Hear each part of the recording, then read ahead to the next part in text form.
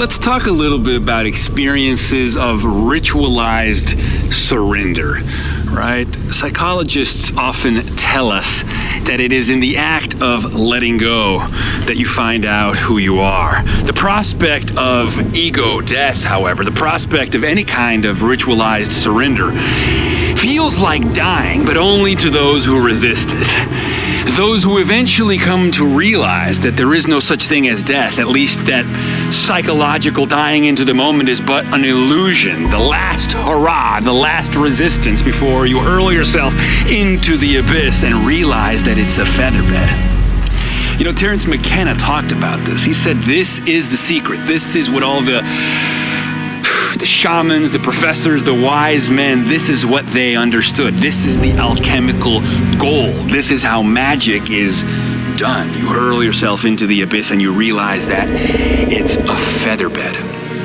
Our society today is constructed, we know this, in a way where many people are afflicted with a pathological amount of anxiety and depression. It's what Jamie Wheal calls 21st century normal, this fibrillating, anxious state from an overactive ego stemming from a misfiring default mode network, which is the autobiographical mind, which is essentially metastasized into something that is a kind of autoimmune disorder of the self, and the excessive rumination and self-consciousness that characterizes depression and anxiety both come from a mind that has become too ordered, too rigid, too hyper-vigilant. It's like we're all living with a perpetual micro-PTSD.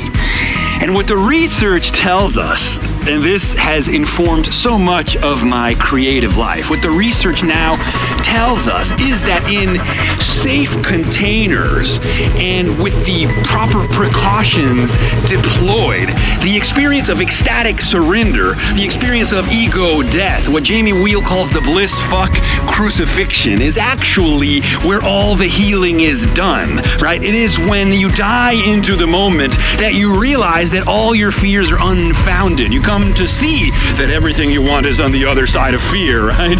It's like that David Fincher movie, The Game, reveals to us in that line that says, quoting the Bible, John chapter 12, verse something, whereas once I was blind, now I can see. It is hard to put language to these instances of ecstatic surrender, right? Hurling yourself into the abyss and realizing that it's a featherbed arrives you at a domain that exists outside of time. The self experiences this as liberation from the incessant inner chatter. We are free to be ourselves. We become infinite is what it feels like. Transitory enchanted moments in which we hold our breath, compelled into aesthetic contemplations we neither understand nor perhaps even desired, face to face with something commensurate to our capacity for wonder. We experience afresh the hardly bearable ecstasy of direct energy exploding in our nerve endings. We recontextualize the self as a marvelous conduit in a timeless whole from which molecules and meanings flow from neurons to nebula and back again. We see the world in a grain of sand, and we see heaven in a wild flower. We hold infinity in the palms of our hand. We hold eternity in an hour.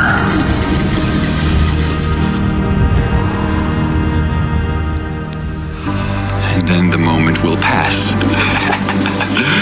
And all contradictions are reconciled. Man has surpassed the gods. And what do we find after these enchanted moments? What do we find after these moments of opiated adjacency? When we spill over, when we overflow, when we are cracked open so that the light gets in. We find that people report increased feelings of well-being in their baseline reality, increased feelings of compassion, increased feelings of creativity, increased feelings of joy, a sense of having glimpsed noetic truth, a sense of having tapped into the infinite, a feeling of communion with the cosmos. An ontological awakening, a spiritual experience, a forceful reckoning with what is, a mainlining of space and time through the optic nerve. We become what we behold, and we behold the infinite. tragic sense of life, eternity, eternity. Nothing is real that is not eternal. So the question remains, right? We know the way, we know the path, we know what we must do to heal ourselves. How might we turn our passing illuminations into abiding light? How might we turn our self-systems from leaky buckets, right, colanders full of holes, into chalices, said Jamie Wheel. How might we render ourselves whole? How might we render ourselves holy? This has become the central preoccupation of my life.